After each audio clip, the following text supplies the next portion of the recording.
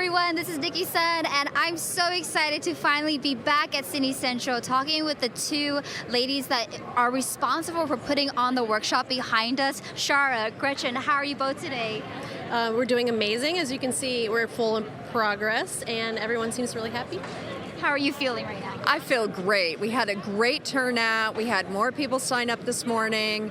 And everybody has there's so much laughter and excitement back there, and everybody, it's just been amazing response. We're so excited. I love it. And then just to use a camera term, we're going to just wheel it back a little bit because I realize the audience might not know what we're talking about. So yesterday, you both created and curated a panel with the Society of Camera Operators. Can you tell us a little bit about that panel, why it happened, and the reception to it? You want to talk about it? Sure, I can talk about it. So, do I talk to you or the camera? You can talk to me. Okay, great. So the panel, we talked to Kristen, who's the executive director of SOC, contacted us back around Christmas. It was like, how would you like to do like a women's panel and workshop at NAB? And we're like, absolutely, let's do it. And she was like, okay, whatever you want it to be, go for it. So the panel, we really wanted to have a lot of different voices on the panel, and we wanted to be, because we're both on the inclusion committee, we wanted to be very inclusive. And so we have longtime operators that AC just a few years ago. So we have lots of different points of view, lots of different perspectives. And the awesome thing is, the first people that we asked, like our dream team, all said yes. So and they all kept their schedule clear, they all passed on work, they all made the commitment months ago to show up yesterday. And it was absolutely amazing. And when the panel was over, people didn't disappear. Everybody continued to talk out into the hall for at least another hour with all the different panelists, because all the different questions that could have come could be answered, and I feel really proud of that. I think we killed it yesterday. You definitely killed it, because I was actually in attendance because I operate cameras as well, and since being here in 2018, just solely introducing speaker after speaker, there has always been that missing piece, that missing gap of where are all the women in media, especially filmmakers, because we're getting a lot more women in media, but specifically filmmakers. So it's like so iconic to just be standing next to two camera operators who actually work in the industry. Can you just give us a little background about your past work and how long you've been a camera operator? I just really would love for you to plug yourselves and give you all shine. We're not good at that. I've been a camera operator for 16 years, and Gretchen and I have been working together for a couple of years now, but I've always known about her because she's amazing. We work in unscripted, but she's now in the scripted narrative world. I stayed in unscripted, branded commercials because I have 3 kids. So the long days that a lot of operators take, I don't have to deal with that. I make my own schedule. And I'm here because I love what I do and I want to share it, and I want inclusion. I want to see representation. And so, that's it. I want to share what I know. I love it, and I love that you're sharing and you're also bringing people along the way. That is just the ultimate, just opening the door and bringing everybody with you. I love that. And how about for you, Gretchen? Well, I've been operating a little bit longer, and I was assisting, and I was in narrative, and I was also doing documentary, and I really wanted to operate. And at the time, there were just no women operators in narrative where I was living, and I was told to my face, you're too small, you can't carry the camera, women shouldn't be operators. And then Real World came to Seattle, and I got a job on Real World as a camera assistant, and right away they put the camera on my shoulder, and they were like, go for it, do it, show us what you got. And by the end of the season, I had bumped up to operator. And I found that in the reality unscripted environment, because women are natural listeners, and we have a high pain threshold, that we can carry the camera for hours at a time and just continue to listen to people and tell their stories. So I kind of jumped over to reality and immediately became an operator after all these years assisting, trying to bump up, getting told no. And I was embraced by a genre that just set me free. And that genre has sent me to 40 countries around the world. I've been to Africa a dozen times. So for me, it was like this amazing travel adventure. I could get in there. It was big cameras. Nobody cared as long as I could do my job. But I was always trying to invite more and more women in. And when I started, I was the 4th woman in reality. And now there are dozens. So the landscape has changed a lot, which has just been amazing. And then 10 years ago, somebody asked me if I wanted to do a scripted show. And I'm like, I don't know. So I said yes. And then I rediscovered my love for narrative. So now I kind of split my time narrative and unscripted. The nice thing about unscripted is the camaraderie. They're usually more operators, more crews. I'm a little bit more autonomous to call the shots. Where in narrative, there's a very clear agenda about what I do and don't do. So I feel like I have a very nice balance in my work right now where I bounce between different genres. And as soon as I started saying yes, live performance called, and then this called, and that called. So now I find I'm all over the place, but it's beautiful because it's all about storytelling. It's all about what viewers want to see. And I don't know about you, but I like to see different stuff all the time. I don't watch the same thing all the time. So that's kind of my circuitous journey to here. Oh, I love that. And I really resonated with what you were saying in terms of like women are often told that they can't do certain things. And I think this workshop behind us where you're actually getting vests fitted to female sized bodies because we are naturally just smaller is so important. I mean, there's been some instances, won't name the names, but they will not readjust the vest for you just because this is a very male-dominated show, but you're saying no to that. We're going to actually fit you proper. So, I mean, where did that come from? Like, where does the creating, like, we need to do something about it come from? I mean, it comes from being injured. I shot on my shoulder for my whole career, and a few years ago I committed to a vest because my core is not as strong after having 3 babies. And I have the Ergo vest, which I went in and they fitted to my body. I love it.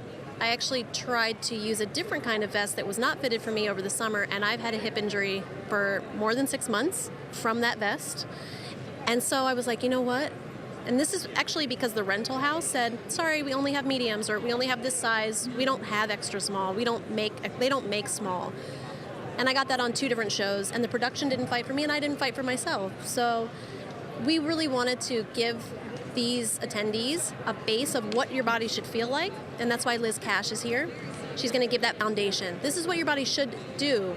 Maybe you don't already know that. I didn't know what it was supposed to do.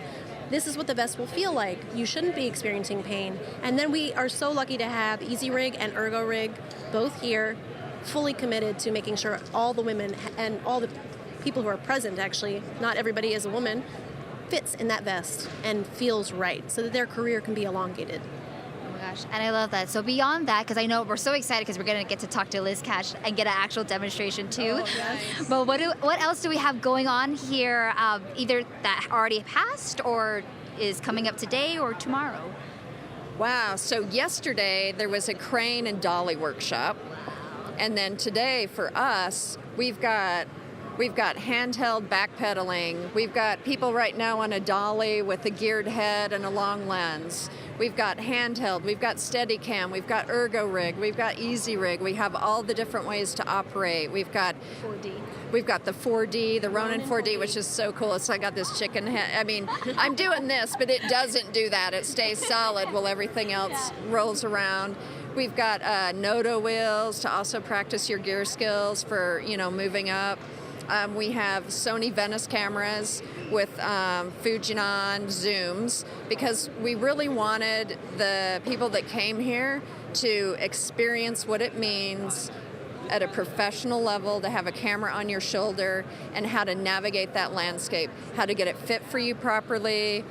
And in like at the checkout in the gear prep, what to ask for. The camera needs to be built for you. Do not take a camera built by somebody else and make it work. It's not about making it work.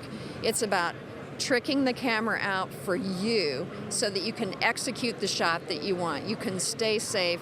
And handheld careers are traditionally short, and we're trying to change that with awareness and empowering people to just ask to be comfortable while they're operating. So yeah, that you see all that back there. It's been amazing. We did a segment called What's in My Bag, where each of the operators talked about, and literally Gretchen came off the plane from doing Mayans. Mayans, yeah. And so her bag that she unpacked and showed everyone the pieces, that's what she was working with this week.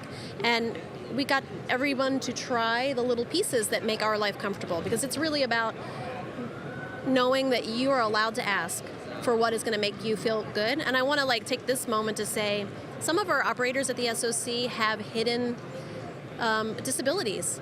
And so making space is another thing that we're trying to do, to say, if you have an injury, or maybe you have something that is deeper than that is causing you pain, you still deserve to have your job.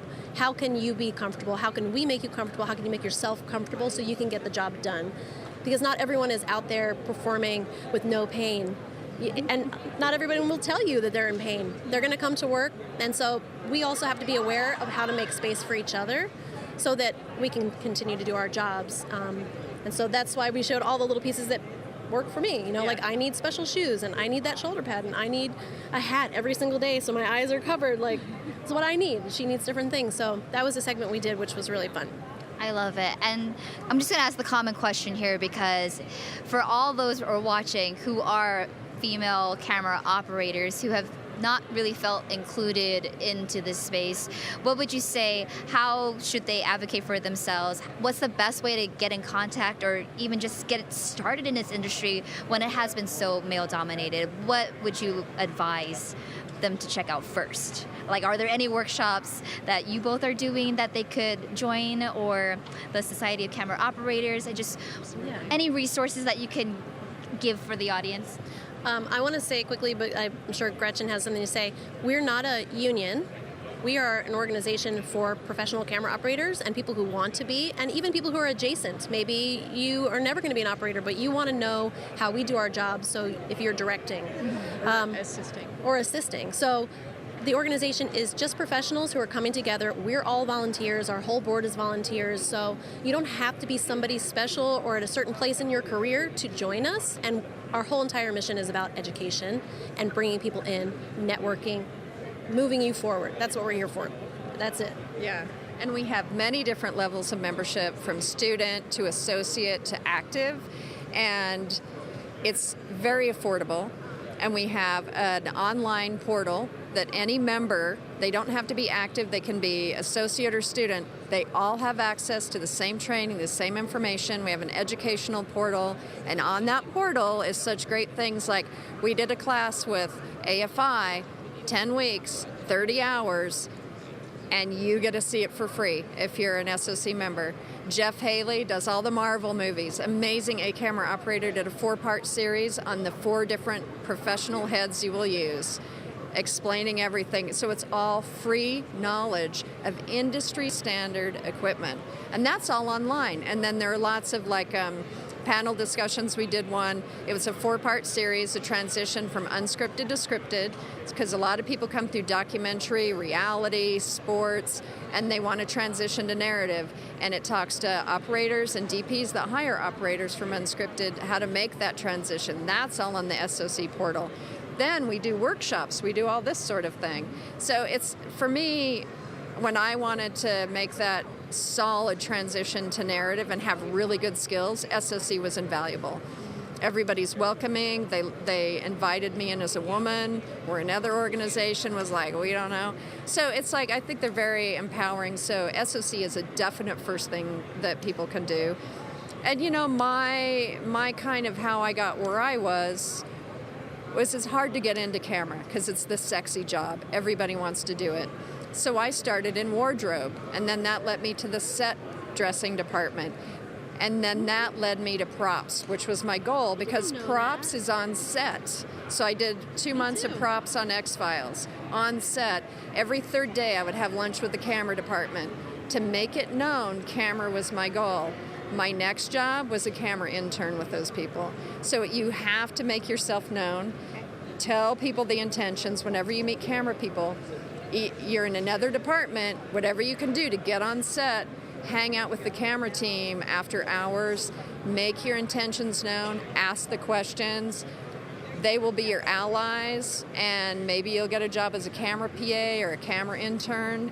You never know. Everybody's journey is very different. It is not straightforward. It is not film school, then go to set. And I'm thankful for everything I learned. Now I know how all the other departments work, because at the end of the day, every dollar, and there's millions, every hour of somebody's time, and there are thousands, that it takes to create the set that I'm now about to shoot, it's my responsibility to make all that time and money worthwhile. So I need to know all the time that these people took to put that in front of my lens. So any journey is the right journey. There's no wrong one.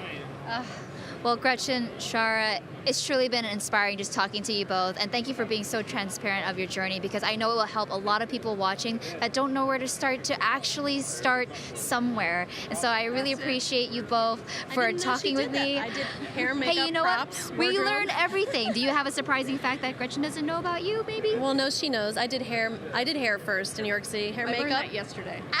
Props, wardrobe, same thing. And then I kept finding myself next to the camera. And I said, I want to learn this. And the second unit DP from The Wire said, we have a free project this weekend. We need a loader. Wow. Come. And that's how I got into it. Yeah. Well, again, Just tell your intentions. Speak I love out loud. That I learned just so much from that. Just saying, like, this is what I want to do, you know, and if I'm not there now, like, this is what I still want to do. And it's just really advocating for yourself and being okay with that, and knowing that you absolutely deserve to be here and do what you want to do in this life. So thank you both again. I'm so excited. We're going to go get our guests looked at by Liz Cash. Yeah. So we're Very valuable. super, super excited about that. But again, thank you both.